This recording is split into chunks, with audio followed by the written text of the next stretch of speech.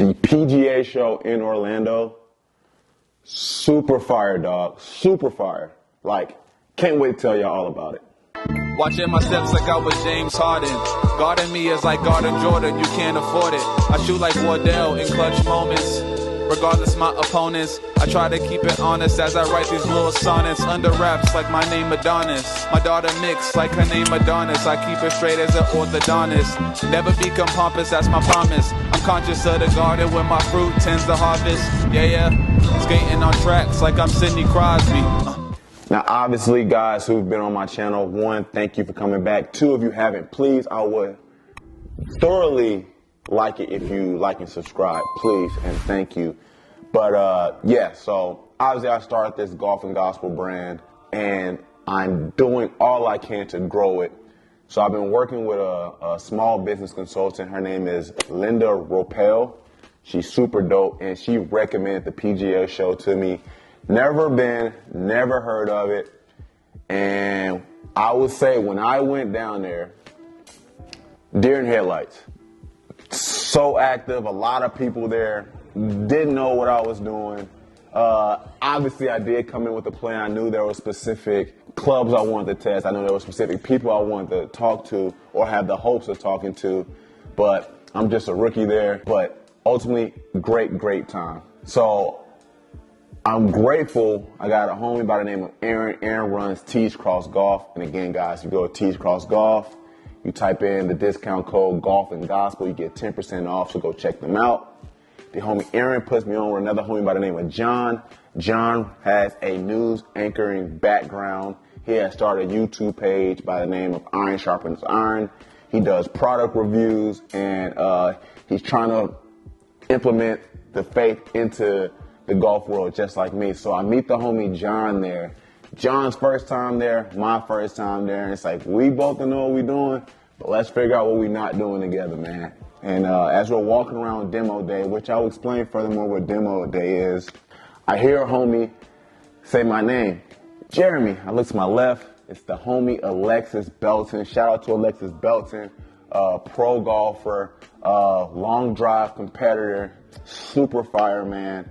That was my first time meeting her in person. Strong believer, the homie, bro. And she's a vet when it comes to the PGA Show, man. And she just made me feel way more comfortable there. So I mentioned earlier this thing called Demo Day. Demo Day is essentially where we're all outdoors. You get to try out these new innovations. You get to test out hitting these new clubs. And like I said, for me, I didn't even know where to start. I end up just going to some random company because typically if you know me, I'm not an extrovert by no means. I would say I'm more introvert-ish, but I can speak. So me going to a networking event, it's like I have to get out of my comfort zone and go speak. So I just went up to some random company that had like this dope watch contraption thing where it lets you know certain movements, like if your wrist hinges too early, if you're coming steep, if you're coming too shallow. But I just went there, which was a dope product, but I just went there to like, let me just force myself to talk. But like I said, as I was going on, I hear the homie Alexis. She kind of gives me her tidbits on how to move and navigate around the PGA Show. And what was so dope about her, because again, I said you guys get to try out new innovations, try out new clubs. She has a partnership with Mizuno. So she gets me into the front of the line, because a lot of times when you're trying to hit clubs, there are long lines because everyone's trying to hit these clubs. She gets me into the front, lets me cut off to the left of the range. I get to try out some new clubs, man. So when I get there, I wanted to try out the Mizuno STG driver. When I was piping this joint, I was piping it, bro. The driver was so forgiving. Obviously, people who watch my channel or even play golf with me, you guys know I come over the top, might come too steep, which promotes a slice, sometimes a mini cut, but I've been getting a lot better at coming on plane with my swing path. But that club was super forgiving. Hit two ones nice down the fairway, probably a little mini fade on the second one. And it was just super awesome. Hit those. And then after that, I wanted to test out the wedges. There's the T24 wedges. I just wanted to go with the 54. Testing the club out, man, had really nice bounce. And it's kind of nerve-wracking, too, when you're testing out clubs, because you just got groups of people watching you, and it's like, dog, I got to pure this joint, or they're going to be like, why is this dude hitting? But the more you come to figure out, but not everyone's like that great at golf. Golf's one of the hardest sports, but I did pure that joint, too.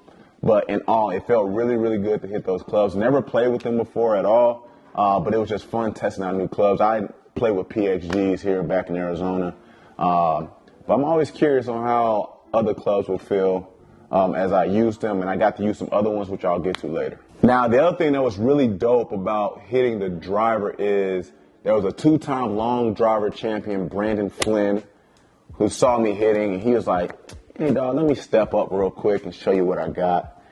And as he proceeds to grab the driver and set up, he pipes two nice ones right down the fairway. And I envy this because, obviously, with a football background, I'm a pretty strong guy. If I can just figure out how to hit inside out, I can gain so much more distance, bro. So much more distance. But the homie Brandon was cool, man. It was cool to see other, pro golfers out there displaying their talents. They were all over demo day. There was an opportunity where we saw Kyle Berkshire. If anyone doesn't know who Kyle Berkshire is, Kyle Berkshire is the current long drive champion and has the record of hitting a driver 579 yards. Yes, you heard that right. 579 yards, which is crazy. Just imagine being on a par 5, call it 552 yards, and driving the green and then putting for albatross. Wild, bro. Now, I'm not saying he did that, but the fact that he has the capability of possibly doing that is wild. So after I see Kyle Berkshire, he just kind of hit a couple of his wedges and stuff. I had to go shoot an episode of Golf and Gospel with the homie Cecily Overby, so be on the lookout for that. I'll run into the homies from Caddy Splash. They gave me one of their dope. Why am I blanking out? One of their dope, club washers, man. I'll put it in the description, man. It's super convenient. Anyone who also has played with me, my clubs stay dirty. I'm kind of lazy. After I play, I don't really wash them. In between the rounds I'm playing, I do clean them, but that innovation is so creative, man. So any golfer out there watching this, man, look up Caddy Splash, man. They are super dope. And they gave me some tees, too, man, which I never run out of tees, but always good to have enough tees. So that was pretty much my first day at demo day. So just kind of getting my feet wet, trying to figure out how I'm going to navigate things. So if I can give you a few tips real quick. Before you go to a PGA show, I would say, one, this is what I did. Figure out who you want to meet with.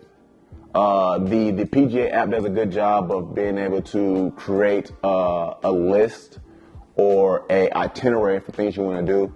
But I would say figure out who you want to speak with, figure out which inventions you want to try out, which clubs you want to try out. And also, as you're looking at the exhibitor list on there, one thing I've matured and I've been using as a great resource is LinkedIn. I've been able to connect with a lot of people I wanted to talk to at the PGA Show on LinkedIn prior to going there. So now I've developed some sort of relationship, and now I can meet them face to face without that awkward first time trying to figure out who you are type thing. And I feel like for me, trying to get a head start on who this person is or what that product is helped me in terms of the icebreaker or starting up a question. So the next day, I attend the FCA breakfast, which was ran by the homie Matt Van Cleve, who's in charge of FCA Golf. And during that time at the breakfast, I was able to meet another homie by the name of Harrison Smith. Harrison Smith is a dope lawyer, strong believer in the state of Texas.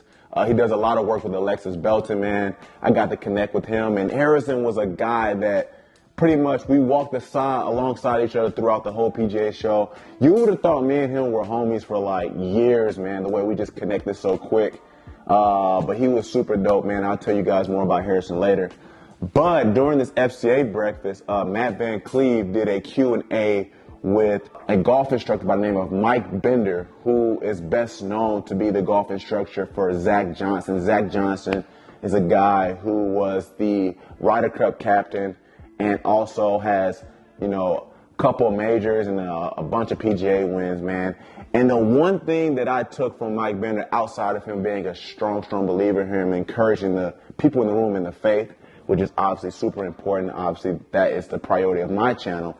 Is for me, sometimes when I'm swinging my driver, I can get a little wacky, can start to hook it, slice it really bad. But he said one time Zach was not playing really well. He went on to say, they went onto the range and he was like, Zach, I want you to take your driver and only hit it 200 yards. So for the people that didn't know what Zach was doing in particular at that moment, if you look at the Masters at the range, there's a hitting net in the back. And a lot of times, if you're really crushing it, you can clear the net or get to the net. And as Zach Johnson's hitting, a lot of people are saying like, hey, bro's not even hitting the net. Like, how is this guy a tour pro and so on and so on. But what Zach was actually doing was just trying to figure out his tempo because he started to come a little too quick. And that's the advice that Mike Bender gave him. And then he went on to win the Masters, man. So for anyone who needs a tip, whose driver's probably getting a little wacky, just try hitting your driver maybe about 180, maybe 200 yards, and then try to increase your tempo from there. But try to stay fluid through that swing. Obviously, I'm not a golf pro. I'm still trying to learn my swing as I'm playing the sport. But I thought that was really, really, really great advice. So after the FCA breakfast, I'm still kicking it with guys like John, the homie Harrison Smith. And there is another section in I think it was called ETC, where you can still hit other clubs. The homie Noah Reed, if y'all know who Noah Reed is, man, he was the All-American swimmer who was on my channel. He is just begging me like, hey, dog, go hit the new Cobras, man. I need you to hit the Cobras. And I'm like, all right, bro, I'll go hit these Cobras. I went and hit them Cobras. Not for the kid, bro. I sit there and hook one bad, which was just terrible. Re-tee it up. Like, okay, maybe just the first hit. Pop fly straight up. And I said, Noah, hey, bro, for me, Cobra's not for me. There's no shame in Cobra. Some people hit Cobra and they are nice with it. But for me, did not like the Cobra Club. But obviously, as a new golfer, you're trying to figure out what best fits. So again, I went back to Mizuno and I was like, all right, let me hit a couple irons. Let me hit a hybrid. And bro, curing that joint very, very nicely. Now, granted, I don't really like hitting off turf like that, but I can feel myself compressing and hitting ball then turf as opposed to turf then ball. So kind of favoring Mizuno so far at the show. But then I'm like, dog, I have to go hit Ping, which anybody doesn't know about Ping, the owners of Ping, the Sohims, I think I'm saying that correctly. Strong believers of the faith, man. Anyone who's watching that, I would love to work with Ping to some capacity. I don't know how that looks, but if you're watching this, guys, pray that I can get an interaction with them to some capacity, man. But in saying that, I'll go over to hit the Ping, the new Ping driver, and I am crushing that joint. Nicely, bro. Nicely. And I've heard people say with Ping, it's really, really good for amateurs. Now, obviously, there are people on tour that use Ping and they're animals with it. But for some reason, just the feel of that driver, I have a 10.5 loft. It just felt really, really good hitting that thing. And then I wanted to try hitting a 60 degree. They had like a little island green there. And I just wanted to practice a couple flop shots, man. And it just felt really comfortable hitting those wedges too. Again, really nice bounce. As well as, like I said before, even though I don't like hitting off turf, I felt myself going ball, turf, as opposed to turf ball. Even though a lot of times you hit off turf, it's more forgiving, so you can't tell when you hit a bad shot. But felt amazing to hit the ping clubs. Now, throughout my time as I'm still walking around, man, there are some very, very interesting training aids that are being invented or being tested out for the first time.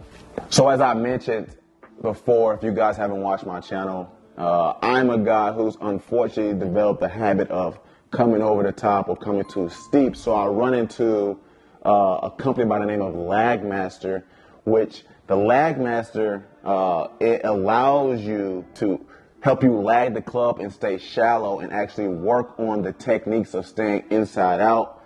And for a guy like me, it was very enticing to say like, ooh, I might cop this thing.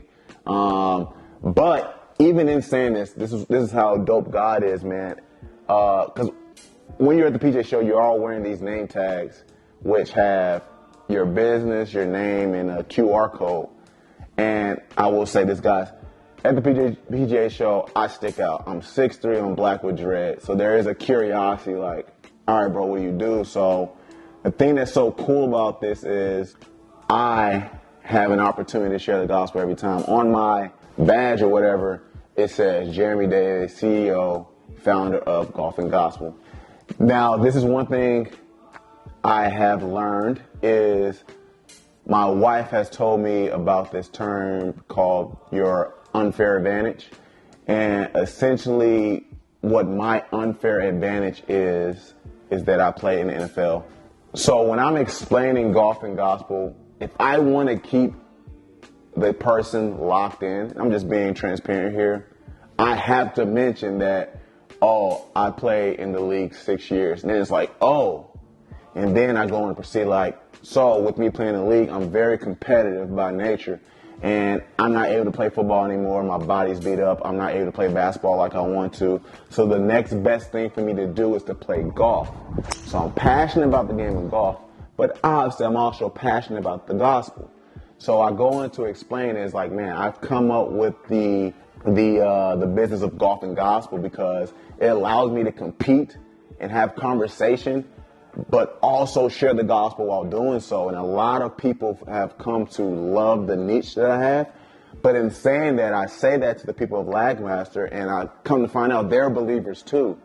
So it was super awesome to connect with someone else of the faith as well. Secondly, then I go to this other innovation that's called the Putt Out, and it's a putting mat. Now, before you think like, okay, another putting mat, no, this one's fire, bro. So the Putt Out is not like your original putting mat. A lot of putting mats are just like, all right, straight on, hit, make it. Straight on, hit, make it.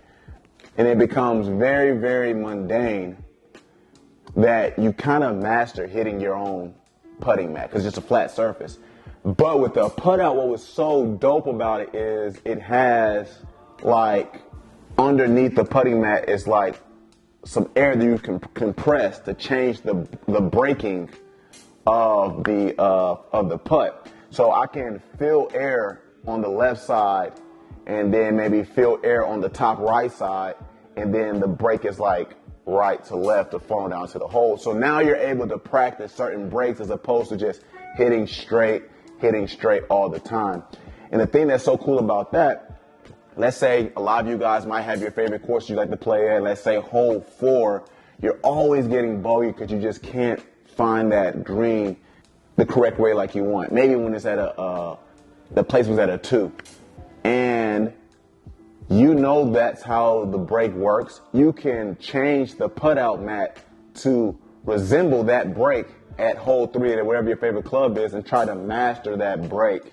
So then next time you play, hopefully you're getting birdies and pars as opposed to bogeys and doubles, man. So I thought that was a great invention. They said they currently only have 5 out right now. They just patented. But later, I think they come out for pre-order in March, and then they'll eventually be getting sent out in June. Now, there were multiple products that were being created, but I'm just naming my favorites. And the third one was this company called Phi Golf 2.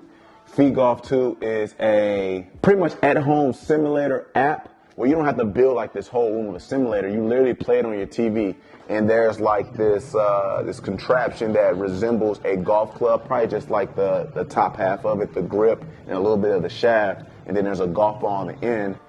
And you get to simply just continue to work on your swing path, but you're playing golf on the TV. And for a guy like me who right now has an obsession with golf, and a lot of times in the middle of a conversation, I'll just start working on shallowing. This is something I can play at 8:30 at night on my TV through the app, work on swing path. I think the app has multiple courses that you can play around the world. And the thing that was so cool about it is you can get a workout with it. They have a an option where you can do like speed golf. So you can hit a ball and you got to sprint to your next shot, hit a ball, and then sprint to your next shot. And you have to try to get the ball in the hole as fast as you can. So it also combines conditioning with a mental aspect of it as well with the speed golf. But it was super fun to play. Very, very, again, convicted to buy that thing because I just want to get really good at golf. There's no perfecting the game of golf, but I want to be more consistent where for a lot of those people that watch my channel, if I have a day when I win +8, which is good for me on my channel, and then the next episode I go like +17, like I just want to be more consistent. I don't want to have those wide ranges of scores. But I think with the Phi Golf and just kind of working on path and stuff and maybe tempo, I think that can really help off my golf game. And it's just fun to play. It's probably something me and my wife can do. A lot of you guys who've been on my Instagram and saw that me and my wife played a par 5 in Cancun to see who's going to do laundry. Probably settled our disputes right then and there with Phi Golf too. Another thing I want to also talk about is kind of like there's some education pieces to it as well in terms of just being at the PGA Show. I went to go see a guy by the name of Jeff Smith kind of break down swing corrections. With a guy like me, I'm like, the work ethic I had in the game of football, I'm really just converting it to the game of golf. So I'm coachable. You know what I'm saying? If you have an expertise in the game of golf and a resume, I'm going to listen to you because I don't have it figured out. And that's not to say I had everything figured out in football, but I made it to the highest level, so I'm more knowledgeable in that area. But a game like golf, which, let's say in reality, I mean, I've been playing for 4 years, but I've been taking maybe the last year and a half more seriously where I actually, watch the game of golf. I study the game of golf. Those first 2 years, it's just me trying to figure it out and think I know what I'm doing. But now, again, I understand, like, etiquette, pace of play, when to come shallow, when to turn your wrist, when I should hit a pitch shot, when I should hit a bump and run versus this type of shot. So I'm definitely growing the game. But as I'm listening to Jeff Smith talk, he was just giving so many pieces about staying on plane and when to hinge your wrist. And just like the game of football, for me, if I'm going to take these coaching points, I have to go back home and practice them. And luckily, after I heard that, we played Topgolf that night, so I was able to, put those things into practice to the best of my ability. But repetition is important, so as I'm back here in Arizona now, I still have to make sure I'm practicing those things. I thought he gave some great advice. And what was crazy about watching Jeff Smith talk, there was this robot to the right of him, to the left of me, just puring balls, man. Not sure what the point of the robot was, but it was very interesting seeing that robot, at the range. Secondly, with the education pieces, I saw a guy by the name of Will Lowry in the PGA of America setup area. And the thing that was so dope about Will Lowry is he's a guy that looks just like me. And what I mean by that is he's black and he has dreads, but he has really, really ascended in the golf world. And for me, that's very inspirational because typically, historically throughout golf, there are not a lot of people that look like us able to ascend in that space. And to see him do it was just super, super dope. If you want to look him up, just simply type on IG Will Lowry. He runs a dope podcast with 3 other guys called Beyond the Fairway, where it's him, the Douglas Fresh, and the Henny Coy. So it's those 3 guys. Super dope podcast. Will Lowry, super dope guy from the outside looking in. I don't know him, but very, very awesome to see where he is now in the golf space. Now, speaking of podcasts, this is what was so awesome. So in the beginning of this video, I said, here's one of my tips is to go to the exhibitor pages and see who you want to network with. So I was able to connect with a guy on LinkedIn by the name of Colin Weston. He runs a podcast by the name of Mod Pod, and it's a golf podcast where they're talking about innovators in the game of golf. And I connected with him, and he was like, hey, would you like a segment on my podcast around 3:45 on Wednesday or Thursday? And I said, bro, absolutely, man. Because obviously for me, trying my best along with the homie T-Way, shout out to T-Way, YNF, you know what it is. We are really trying to ascend golf and gospel. So for him to, one, see what I'm doing and actually have interest in that was amazing. So I sat on his podcast. We got to talk about the game of golf, how I'm trying to get better in the game of golf, how he's trying to get better in the game of golf, and where my heart was in creating golf and gospel was I was very joyful, and I was happy because it felt good that someone cared, about why I'm doing this too. And ultimately, again, as it says in Matthew 5:16, it says, "Let your light shine before others that they may see your good works, but give glory to God who is in heaven." I want people to hear the podcast and say, yo, this is the golf and gospel. The niche is super dope, but the priority is, hey, bro, hear the gospel. Hear the gospel. Because at the end of the day, for everyone who watches this channel, for people who don't watch this channel, I care about the destination of your soul. And I want you to hear the gospel as I'm playing golf, but I also want you to see other people tell their story. I want you to see the competitive nature that I have. I want you to see how my game is ascending, how my game may be descending. But ultimately, the thing that's the same yesterday, today, and forever is the gospel. So that's the priority of my channel. And again, shout out to Colin Weston of the Mod Pod for having me on your channel. Now, as I'm still, navigating my way around the PGA Show, there are some dope custom head covers that I ran into. You got the homies from Pen and Aces, man. I got pulled in because people who know me love the Ninja Turtles. I love turtles in general. I saw this Ninja Turtle head cover. I was like, yo, this head cover is fire, bro. I didn't cop one, but, I have a hope to, create some head covers in the future. Possibly, not sure. But the idea has come through my heart. Not sure if God wants me to do that yet. But just to kind of maybe dip my toe in the water, I went and checked out these head covers. Pen and Aces had some really dope ones, as I just alluded to before. You also had a company by the name of CMC as well. Really, really dope custom head covers. And also PRG.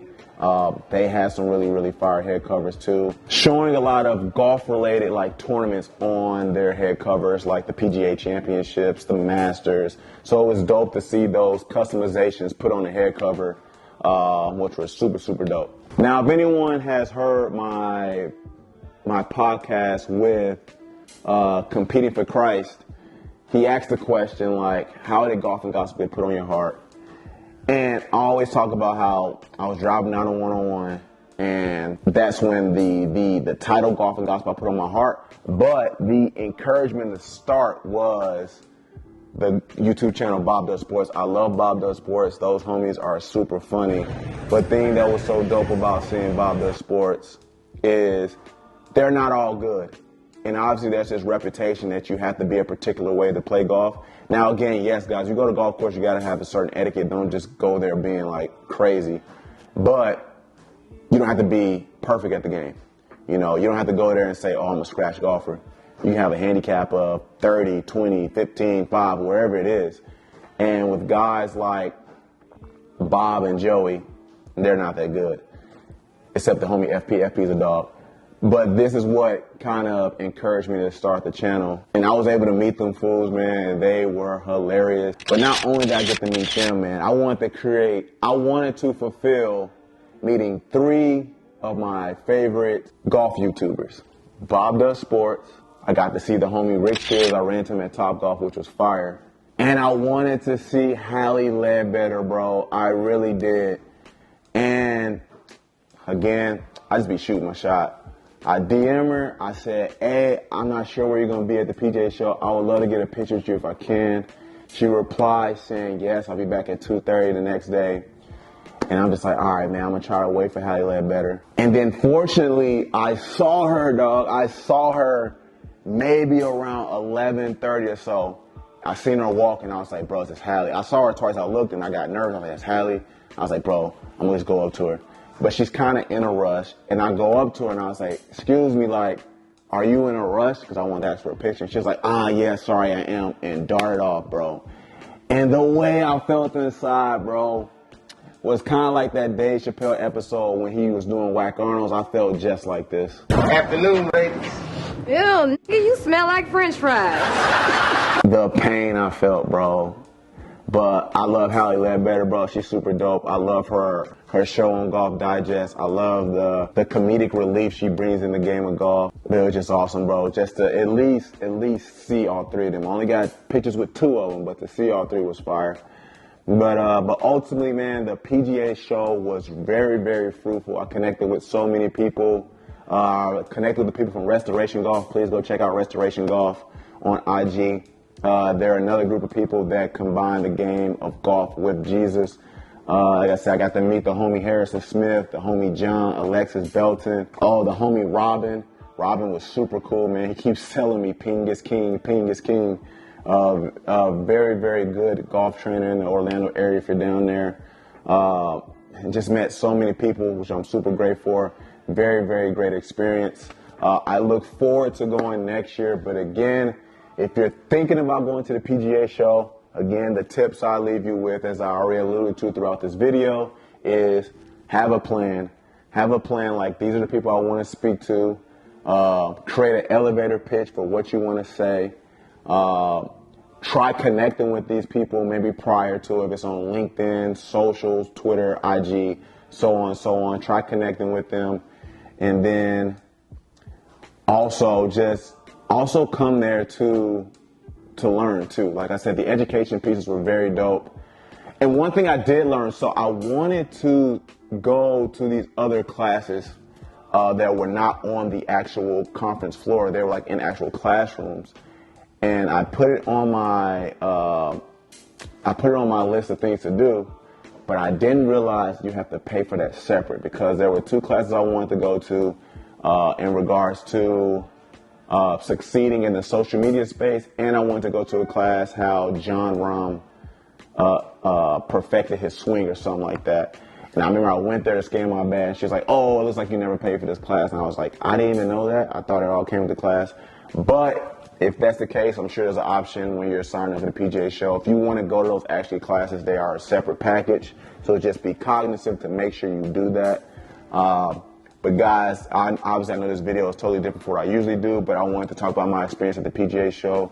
It was super, super fun, and I do look forward to doing it next year. Again, guys, please, please, please, if you stay this long, please like and subscribe.